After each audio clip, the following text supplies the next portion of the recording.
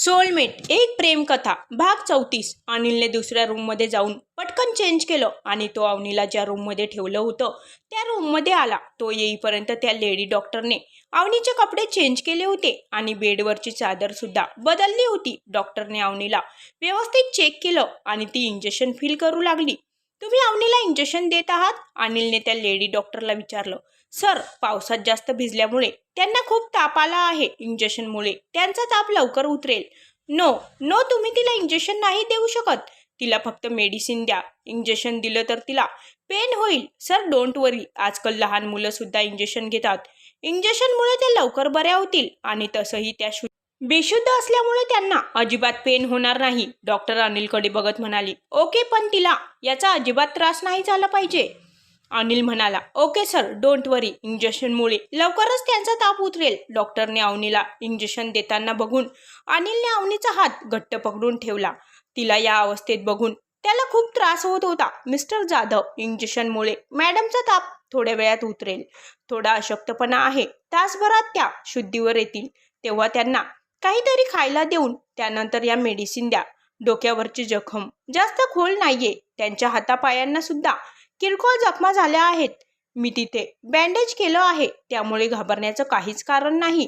1-2 दिवसात त्या पूर्णपणे बऱ्या होतील। तुम्हाला हवं असेल तर उद्या परत एकदा त्यांना चेक करण्यासाठी हॉस्पिटलला घेऊन या। डॉक्टर अनिलला आणखी काही सूचना देऊन निघून गेल्या। अनिलने अवनीजवळ जात प्रेमाने तिच्या केसांवरून हात फिरवला। तिचे केस अजूनही ओले आहेत हे जाणवताच त्याने हेअर ड्रायर आणला आणि तिचे केस सुकवू लागला। तिचे केस सुकवून झाले तसं अनिलने तिच्या कपाळावर हात ठेवून टेम्परेचर चेक केलं। इंजेक्शनमुळे तिचा ताप हळूहळू उतरत होता। तिच्या अंगावर व्यवस्थित पांघरून घालत त्याने आपला मोर्चा किचनकडे वळवला। थोड्याच वेळात ती शुद्धीवर येणार होती। त्याआधी त्याला तिच्यासाठी काहीतरी हेल्दी खायला बनवायचं होतं। त्याने फ्रीज उघडून बघितलं तर आतमध्ये खूप सारे ताजे व्हेजिटेबल होते। अनिलने ते सगळे व्हेजिटेबल बाहेर काढत त्याला कट करून व्हेजिटेबल सूप बनवायला सुरुवात केली। सूप बनवणं होताच अनिल सूप घेऊन रूममध्ये गेला। अनिलने रूममध्ये येताच अवनीला चेक केलं। तिचा ताप थोडा कमी झाला होता, पण अशक्तपणामुळे ती गाढ झोपेत होती।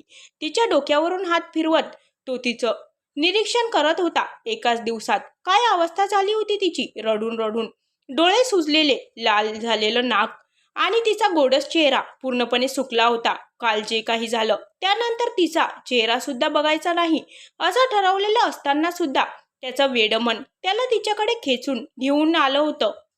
त्याला समजलं होतं की अवनीपासून दूर राहणं त्याला खूप कठीण जाणार होतं। अनिल, अवनी झोपेतच अनिलचं नाव घेत होती।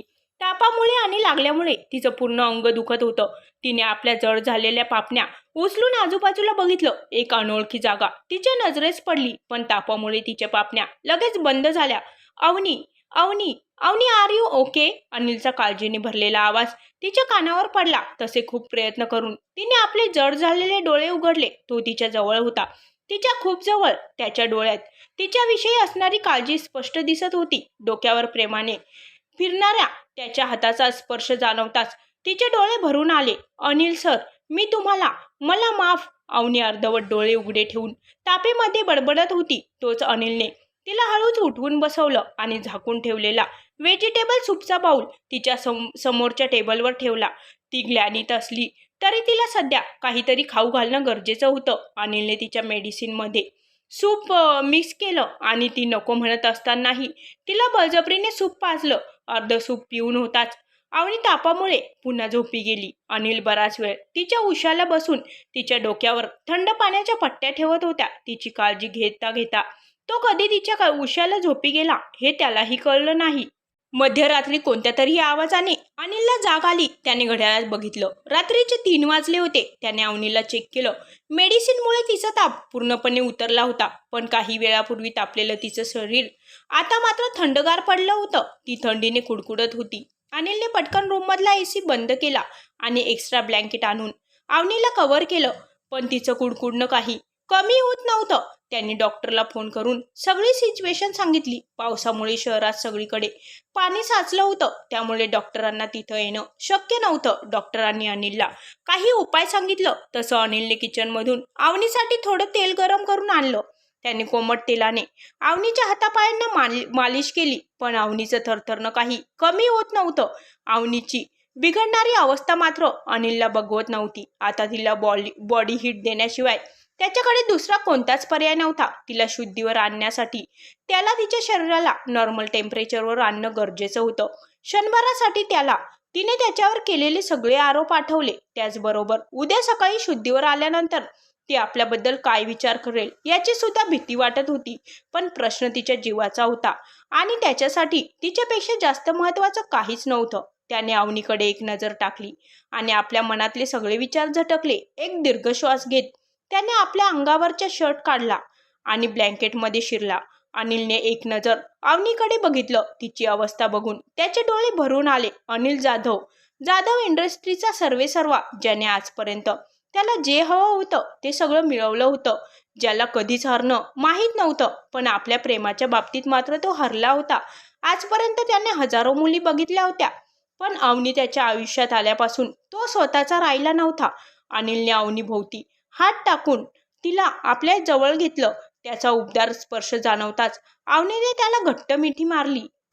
ती ऊब मिळवण्यासाठी त्याला आणखीनच जास्त बिलगत होती. त्याच्या मानेवर तिचे श्वास जाणवताच त्याच्या मनात चलबिचल सुरू झाली. पण त्याला त्याच्या मर्यादा माहीत होत्या. आयुष्यात पहिल्यांदाच त्याने कुणावर तरी इतकं प्रेम केलं होतं. त्याला ती आयुष्यभर अशीच त्याच्या मिठीत हवी होती. पण कदाचित त्याचं हे स्वप्न मात्र स्वप्नच राहणार होतं. अनिलने हळूच तिच्या कपाळावर ओठ टेकवले आणि तिला घट्ट मिठीत घेतलं.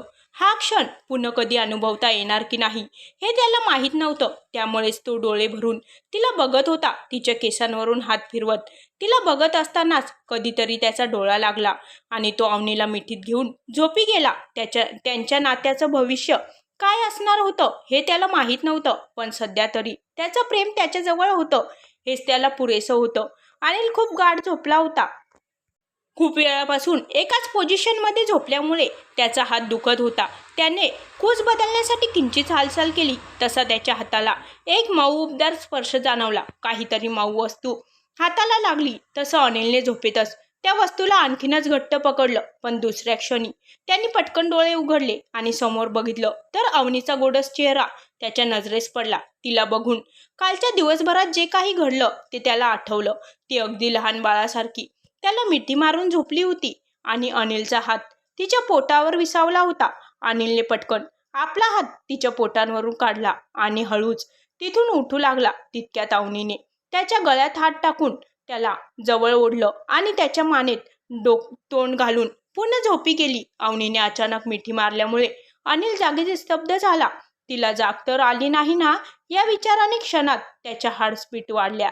आधीच तो शर्टलेस होता आणि त्याचं ते दोघे रात्रभर एकाच बेडवर झोपले होते हे समजल्यानंतर अवनी आपल्याबद्दल काय विचार करेल या विचारानेच त्याला भीती वाटली. पण अजूनपर्यंत तिने कोणतीच हालचाल केली नाही. त्यामुळे त्याने हळूच मान वर करून तिच्याकडे बघितलं. ती गाढ झोपी गेली होती. तिला शांत झोपलेलं बघून त्याने सुटकेचा श्वास सोडला. पण त्याची जराशी हालचाल होताच अवनीचे गरम ओठ त्याच्या मानेवर टेकले गेले. तिच्या मुलायम ओठांच्या स्पर्शाने अनिलच्या शरीरातील नसानसातून एक विजेची लहर वाहू लागली.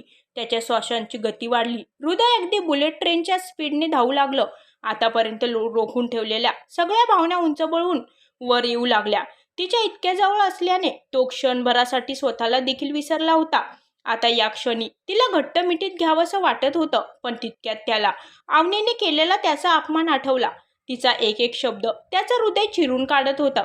त्याच्या फिलिंग्सला फायदा उचलण्याचं लेबल लावलं होतं तिने, आणि ही गोष्ट तो इतक्या सहजासहजी विसरणार नव्हता. आपल्या फिलिंग्सला कंट्रोल करत तो हळुवारपणे तिच्यापासून बाजूला झाला. त्याने उठून आपला खाली पडलेला शर्ट घातला. अनिलने घड्याळात बघितलं. सकाळचे 6 वाजले होते. बाहेर अजूनही थोडा अंधार होता. त्याने अवनीकडे एक कटाक्ष टाकला आणि हळूच तिच्या कपाळावर हात ठेवला. तिचा ताप पूर्णपणे उतरला होता हे बघून तो थोडा रिलॅक्स झाला. आता ती उठायच्या आत त्याला तिथून जायचं होतं. त्या दिवशीच्या प्रसंगानंतर त्याने जाणून बुजून तिच्यापासून दूर राहायचं ठरवलं होतं. पण त्यात तो किती सफल होणार होता हे त्याला देखील माहीत नव्हतं. जाण्याआधी त्याने क्षणभर थांबून तिला डोळे भरून बघितलं. तिच्या केसांवरून हात फिरवत तिच्या कपाळावर हलकेच ओठ टेकवून तिला जाग येण्याआधीच तो तिथून बाहेर पडला. सकाळचे 9 वाजले होते. अवनीने झोपेतच कोच बदलली आणि खिडकीच्या पडद्यातून येणारा कोवळा प्रकाश तिच्या चेहऱ्यावर पडला. तिने हळूच डोळे उघडून वरती बघितलं आणि समोरचं आकर्षण सिलिंग तिच्या नजरेस पडलं. सिलिंग बघून भानावर येताच ती ताडकन उठून उभी राहिली. स्वतःला एका अनोळखी ठिकाणी बघून ती चांगलीच घाबरली होती. तेवढ्यात तिचं लक्ष आपल्या कपड्यांवर गेलं आणि तिला जोरदार शॉक बसला. तिच्या अंगावर एक जेंट्स टी शर्ट आणि शॉर्ट होती. हे हे काय आहे? कुठे आहे मी? आणि हे कपडे कुणाचे आहे?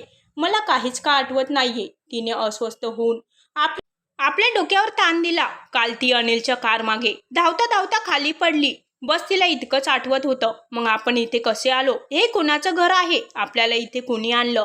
आणि आपले कपडे ते कोणी बदलले? ज्याने कोणी मला इथे आणलं त्याने माझ्यासोबत काही केलं तर नाही ना? एक ना अनेक विचारांनी आधीच दुखत असणारं तिचं डोकं आता जास्तच दुखू लागलं होतं. तिला आता रडू येऊ लागलं होतं. तिने घातलेल्या शर्टच्या स्लीव्जने तिने आपले डोळे पुसले. तसा तिला एक ओळखीचा परफ्यूमचा सुगंध आला, पण तिने त्याकडे दुर्लक्ष केलं. औषधांचा असर संपल्यामुळे तिचं अंग दुखू लागलं होतं. अवनी पटकन बेडवरून उठली. तिने आपले कपडे शोधले, पण तिला तिचे कपडे कुठेच दिसत नव्हते.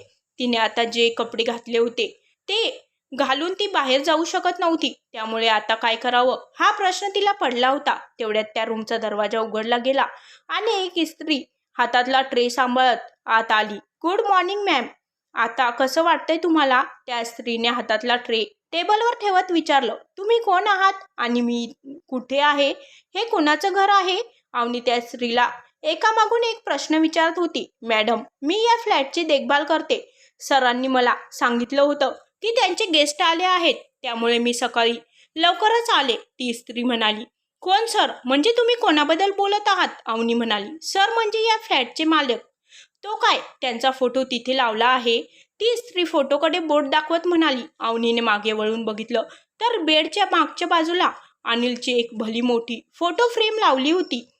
पण मगाशी ती इतकी घाबरली होती की तिचं तिथे लक्षच गेलं नव्हतं. अनिल सर, त्यांनी मला इथे आणलं? म्हणजे त्यांनी माझा आवाज ऐकला होता? म्हणजे तो माझा भास नव्हता?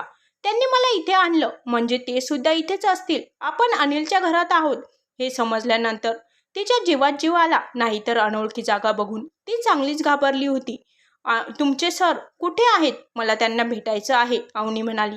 सॉरी मॅडम, तुम्ही आता त्यांना नाही भेटू शकत. ते यावेळी एका व्हिडिओ कॉन्फरन्समध्ये बिझी आहेत आणि त्यांनी मला कोणालाही आत न येऊ देण्याचं सांगितलं आहे. ती मेड घाईघाईने दरवाजाच्या दिशेने जात असणाऱ्या अवनीला अडवत म्हणाली. मला आता या क्षणी त्यांना भेटायचं आहे, त्यामुळे मी बाहेर जात आहे. अवनी हट्ट करत म्हणाली. मॅडम प्लीज, आता तुम्ही जर यावेळी तिथे गेलात तर सर माझ्यावर खूप रागवतील. माझी नोकरी देखील जाऊ शकते. प्लीज तुम्ही फ्रेश व्हा, ब्रेकफास्ट करा. कदाचित तोपर्यंत सर फ्री होतील. त्यानंतर तुम्ही त्यांना भेटू शकता. ती मेड रिक्वेस्ट करत म्हणाली. हो, आता जर मी त्यांना भेटायला गेले तर ते माझ्यावर रागवतील आणि मी त्यांच्यासोबत व्यवस्थित बोलूही शकणार नाही. मला काहीही करून आज त्यांच्यासोबत भेटायचं आहे. त्यासाठी मला थोडी वाट बघावी लागली तरीही चालेल, पण मी आज त्यांना भेटणारच. मला त्यांना भेटून त्यांची माफी मागायची आहे. त्यानंतर त्यांनी माझ्यावर कितीही राग काढला तरीही चालेल, मी सगळं सहन करेल, पण मला एकदा त्यांना भेटायचं आहे. अवनीने एक क्षण विचार केला आणि तिला ते पटलं होतं. मॅडम, तुम्ही फ्रेश होता का? तोपर्यंत मी तुमच्यासाठी ब्रेकफास्ट आणते. हो, पण मी अवनी आपल्या कपड्यांना बघून विचारात पडली. या बॅगमध्ये तुमच्यासाठी नवीन कपडे आणि बाकी वस्तू आहेत आणि तिकडे बाथरूम आहे. मेडने अवनीला एक बॅग दिली. तशी अवनी फ्रेश होण्यासाठी निघून गेली. अवनीने पटपट आंघोळ करून ती कपड्यांची बॅग उघडली तर त्यात तिच्यासाठी एक सॉफ्ट ड्रेस होता. अनिलने स्वतः तो ड्रेस मागवला होता. त्याचं फॅब्रिक खूप सॉफ्ट होतं, जेणेकरून तो घातल्यानंतर तिला लागलेल्या जखमांना त्रास होऊ नये. अवनीने पटकन चेंज केलं. मॅडम, तुमचा ब्रेकफास्ट रेडी आहे. तुम्ही ब्रेकफास्ट करा. त्यानंतर तुम्हाला मेडिसिन देखील घ्यायचे आहेत. अवनी बाहेर येताच मेड टेबलवर ब्रेकफास्ट लावत म्हणाली. थँक्यू सो मच, पण मला आता अजिबात भूक नाहीये. मी आधी अनिल सरांना भेटून येते. अवनी लगेच तिथून निघत म्हणाली. मॅडम, सर आणखी फ्री झालेले नाहीत आणि तुम्हाला ब्रेकफास्ट करून गोळ्या देखील घ्यायच्या आहेत. सरांची तशी ऑर्डर आहे, नाहीतर सर माझ्यावर रागवतील. प्लीज मॅडम, मेड विनंती करत म्हणाली. आपण त्याला इतकं दुखवून देखील तो आपली किती काळजी करतो हे जाणून अवनीचे डोळे भरून आले. काल तिने घातलेले कपडे अनिलचे होते हे तिला परफ्यूमच्या सुगंधावरून समजलं होतं. कदाचित तिच्या हातापायांनाही तेलही त्यानेच लावलं असावं. काल रात्री तापाच्या ग्लानीतून बाहेर आल्यानंतर थोड्या वेळासाठीच तिला अंधुकसा त्याचा चेहरा दिसला होता, पण त्याचे काळजीने भरलेले डोळे मात्र अजूनही आठवत होते. तिची इतकी काळजी असताना देखील तो तिला इतका का तरसवत होता. तिची इच्छा नसतानाही तिने अनिलला भेटण्यासाठी ओढीने कसा तरी ब्रेकफास्ट संपवला. मेडने तिच्यासमोर गोळ्या ठेवल्या, त्या तिने कसं तरी तोंड वाकडं करत खाऊन घेतल्या. मेड आणखी काही बोलण्याच्या आधी अवनी पटकन रूममधून बाहेर पडली. अवनीने भिरभिरत्या नजरेने सगळीकडे बघितलं, पण अनिल कुठेच दिसत नव्हता. तिने तिथे असलेली एक बेडरूम सुद्धा चेक केली, पण तिथे कुणीच नव्हतं. आता मात्र तिचा संयम संपत चालला होता. ती तिथे असणाऱ्या दुसऱ्या बेडरूमकडे वळली. ती त्या दरवाजाच्या नॉबला हात लावणार तितक्यात तिला पीटरचा आवाज ऐकू आला. अवनी मॅम, तुम्ही ठीक आहात ना? पीटरने काळजीने विचारलं. पीटर सर, तुमचे बॉस कुठे आहेत? मला त्यांना भेटायचं आहे, अवनी म्हणाली. अवनी मॅम, बॉसने मला कॉल करून तुम्हाला सेफली विलापर्यंत पोहोचवायला सांगितलं आहे. तुम्ही कालपासून गायब होता, त्यामुळे रेवा मॅम आणि तुमच्या फ्रेंड्स तुमची काळजी करत होत्या. मी त्यांना तुम्ही ठीक असल्याचं सांगितलं आहे, त्यामुळे आता आपल्याला निघायला हवं.